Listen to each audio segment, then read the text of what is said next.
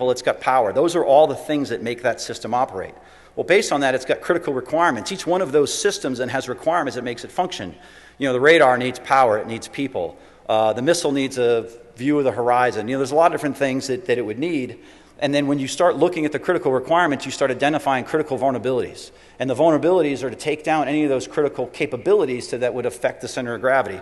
So an example of, you know, the radar. If I can destroy the tracking radar because it's physically located somewhere, which again makes it vulnerable to attack, I'm able to take the weapon system offline, and I maybe never had to hit the missile or never had to go out to the people. Or if I can keep the people from getting to the site to operate it, well, then the site can't operate. So there's a lot of different ways we think through that.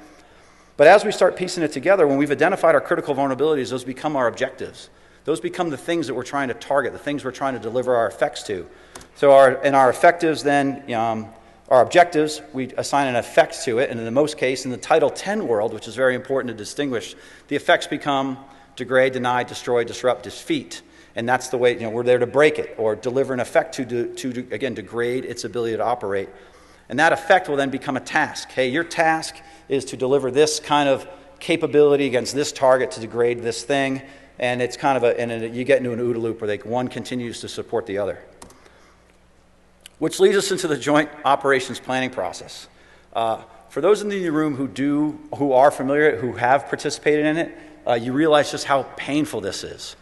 This is, for a planner, a lot of sleepless nights, a lot of getting yelled at by very senior people, and a lot of hair pulling out to junior people to get them to try to understand what you're doing. Bringing a lot of people to the table to kind of for a common purpose. And again, the thing to understand from the hacker community is this is very linear. You get some commander that says, I need you to do X. And then you take that task you've been given, and you go into a mission analysis phase, and you all sit down with the guys at your pay grade, and you're like, holy crap, how are we going to do this? And you start thinking of all the different things you need to execute. And then once you have some of your facts, and I got some slides that talk about this in detail, develop COAs, you war game it out, and obviously something gets approved, but not all the time executed, which is the other thing to understand. Even planners plan, we plan all the time. That's all we do. I mean, there's somebody somewhere right now probably planning to invade Canada because they've got nothing better to do, but that's what we do. So when you look at the mission analysis, again, which I said is the most painful part of the process, this is when you're trying to piece together what you're trying to do. And then trying to revert back to the movie, I called some things in red to say, when Thomas Gabriel was approached by the French, so I'll jump into that for a second, and was asked to go do X, Y, and Z, well, he's thinking, okay, if he wants me to go do this, and they're going to let me, do this fire sale, how I'd go about doing it. And he came up with some implied and essential tasks. And he really had to look at our center of gravity, or his adversary's center of gravity, and what makes us tick. And when he was going through this, and I'll bring it up in a second, he really determined that if he could get to the U.S. government and kind of bring them to her knees, it would enable him to do something else. Commanders, the CCIRs, for you not familiar, that's Commander's Critical Information Requirements. Again, if this was the prequel of the movie and he was trying to execute on this, his list of information requirements probably would have covered this whole wall, because you guys all know from the community all the different targets he was trying to hit and all the different ways to get in there would have just been, a laundry list of things that he would have taken probably more like years to get his hands on. Not to mention who built the truck, all the other stuff, the Monday, the spec requirements to build a truck out, the helicopters, the French Ninjas, all that stuff took a lot of time. So again, if we look at the same slide, the mission to task kind of construct for his center of gravity analysis, he was going after the United States government, which was the target. Our capabilities there, banking, law enforcement, first responders, all the things that make a government function. The critical requirements to that are, so you got finance, you got banks, you got communications, you got telecoms.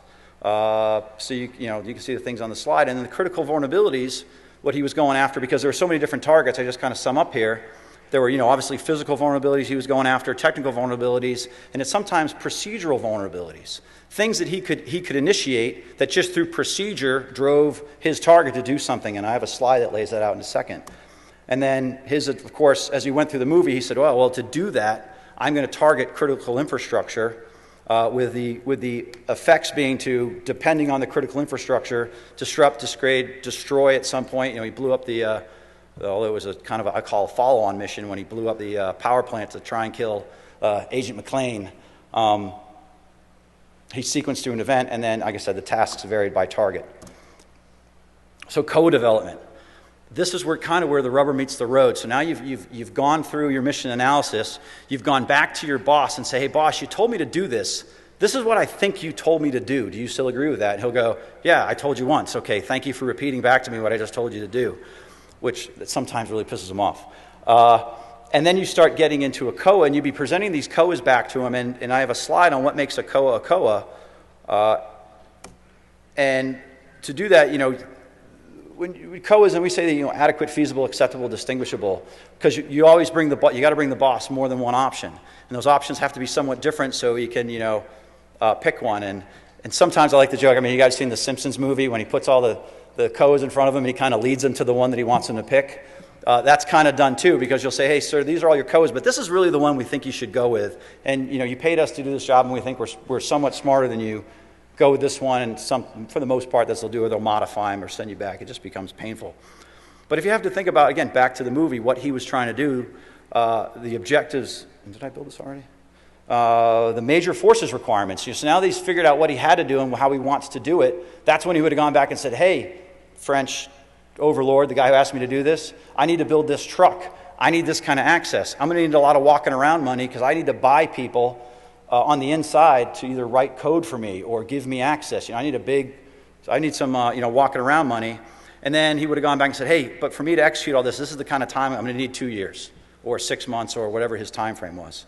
And then based on what, let's say, your commander was trying to do, sir, we'd like to do that, but it's going to take us 6 months. He might say, well, you don't have 6 months. I might have to go to another kind of operation because time is of the essence. Or if time is not of the essence, we'll allow you to execute. I think if you look at the Stuxnet as an example, and Wired Magazine wrote a really good article on this, way back when reportedly the Israelis asked the Americans for a kinetic bomb to do it, and we said no, they said, oh, crap, well, we need another way to do this. I'm not saying it was the Israelis, but whoever did it, so strike that from the record. Whoever did it, they said, hey, some cyber geeks, sorry, no offense to anybody in the room, said, hey, we've got this way of maybe trying to do this. It's got a long lead time. It's going to take a lot of time to execute, and we got to do all these steps. And somebody said, well, yeah, time is kind of on our side, so go ahead, run with it. But I can tell you, whoever was planning on doing whatever probably had some follow-up operation just in case that didn't work, and in case time got of the essence, that there was some probably follow-on action to deliver the same kind of effect. From there, you take all your COAs, and then you start wargaming them out. And then, with these potential decision points and branches and sequels. That's really important because everything you're going to try and execute in, you'd need, if it doesn't work or if it doesn't go down the way you want, you have to have some kind of follow-up position, or you got to stop the operation. Excuse me. Let's see, and based on that, then I'm going to kind of walk you through what I call Gabriel's plan. And this is kind of where the rubber meets the road, in the sense that whenever you're trying to accomplish something and you've got your commander's end state, and you've got hey, this is how I think we're going to accomplish it, then you've got to sort of sequence it, because what you find is the sequencing of the operation is really what makes the operation the operation. And I say that's sort of the difference between maybe this community, I'm saying the hacker community and the military is again, we're very hierarchical, we're very linear, we do things, one things after another because that's the way we do business. So again, going back to the movie, I kind of carved the movie up into 3 major lines of operation. The first one was sort of, I'll call house cleaning. And that was, hey, what are the final things I need to do to execute on the operation? And, he was killing off all his help because he didn't want those guys screwing things up. The next one was the fire sale, because in the movie they sort of coined, that's what the government, halfway through the movie thought was going on. It was a major terrorist attack to take down our infrastructure and just screw things up, just because somebody was disgruntled at us and they wanted to, bring down the United States. With the third line of operation being Woodlawn. And if you guys remember the movie, Woodlawn was really the whole reason he was there. It wasn't necessarily to do the fire sale. It was to enable his ability to get access to Woodlawn and steal that information. The fire sale was what he just kept everybody busy with so he could execute something else, which is why I coined this as information operations. He used non-kinetic effects to enable his end state or his kinetic operation. But in the movie, which was also cool, he would synchronize kinetic and non-kinetic things at the same time to enable one another. So as we start moving through the operations and the different phases, Phase 0 was all his prep that he was doing to finish the environment. You know, he was collecting all his last intel, getting his last source code. And then he started tying up all his loose ends before he executed. And that's when he's killing off all those programmers, because those are the guys that are the loose ends. If I leave them lying around, maybe they'll screw me up, which, of course, you know, stealing the punchline, everybody who's seen the movie knows that's exactly what happens with, you know, Bruce Willis's help, of course. So he eventually got to a certain point where he said, hey, I'm ready to execute the operation. I think I've done my leading into it. I'm ready to go. And, you know, he executes phase 1, and the first thing he does is he attacks transportation. And at that point, people just see it for what it is. Wow, it's a big transportation glitch. They're not putting 2 and 2 together. But eventually it's, well, wait a minute. Traffic goes down here, and the FAA is reporting something over here, and Amtrak went down over there. Whoa, this is not a coincidence. You know, we're under attack, and they label it as under attack, and people start freaking out. He moves from there. I thought a nice line. He said, oh, let's get him outside for some fresh air, and he goes after the anthrax alarms.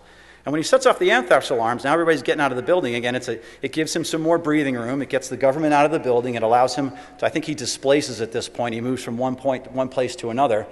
It gives him some time and space to get ready for his next thing. But what you learn later in the movie is that was a very specific operation required to achieve his end state. They also show that scene, you jump to the Social Security Administration, it doesn't mean anything at the time, and they show people leaving that building. That, you know, that's one of the buildings he needed to evacuate, because that was really his target. But when all the buildings evacuate, that doesn't really mean anything to the government, because everybody just left their buildings. So where's the target? So once he evacuates that building, now he goes after a kinetic operation, which he goes in and he seizes the building. The people are all out. It's a relatively limited light is on security. He puts his goons in there. His goons go take down all the security guards, and then prep for his next operation, which means I'm in that server room. I've downloaded my malware. I'm ready to start receiving the download, which executes stage 2. Stage 2 was he goes and he attacks the financial market. Now, from the fire sale line of operation, it makes a lot of sense. It's the fire sale. Oh, everything must go. We're going to go after financial. We're going to go after power. We're going to go after electric. So under that line, and the government's thinking is, wow, this is just a big, huge cyber attack. This is just a big, huge terrorist attack on the United States. But in his operation, that was required because that's what's triggered the download from the financial district to his target, where his guy was waiting to receive the payload. And in here, we'll talk about our first branch or sequel. So as a military planner, I'd say, well, that has to happen. That download from the Wall Street to my target has to happen. And if I can't do it non-kinetically to support the fire sale, I might have to have a sequel set up to do it kinetically. So maybe in the movie, if that didn't work, he had some kinetic strike, bombing on Wall Street, a attack on something in that area that would have had the same effect. And he would have had guys on call to say, hey, you know, that failed. We're going to go to sequel 1, which is the kinetic attack on Wall Street, again, to drive the same operation. Because if that didn't happen, yeah, the fire sale would have gone down. It would have looked like a terrorist attack, and it might have enabled the, let's say, the French's plan to destabilize the government. The fire sale would have gone through. But his whole plan then of being able to go to Woodlawn and steal that information would have failed. So at our point, if that doesn't happen, the operation for the most part is a failure. So then the download begins. You know, he gets this download at 20% kind of thing. And at that point is when the decision's made to send his girlfriend out to the power plant facility and take it down. Now, I watched the movie 3 or 4 times, and I'm like, why the hell did he take down the power? It doesn't make any other sense. And then it kind of hit me as well. It's sort of the trifecta on the fire sale. It sets the rest of the fire sale down, which would, again, in my opinion, I think he did it to sort of cover his tracks. I'm going to do the fire sale. It makes sense. They're expecting it. It's one of those things they'll think will go. And it's going to take them so long to figure out that why I was really here was to get into Woodlawn, was to steal this information. And before you figure any of this out, I'm going to be gone in Paris, more than likely, hanging out with all my money.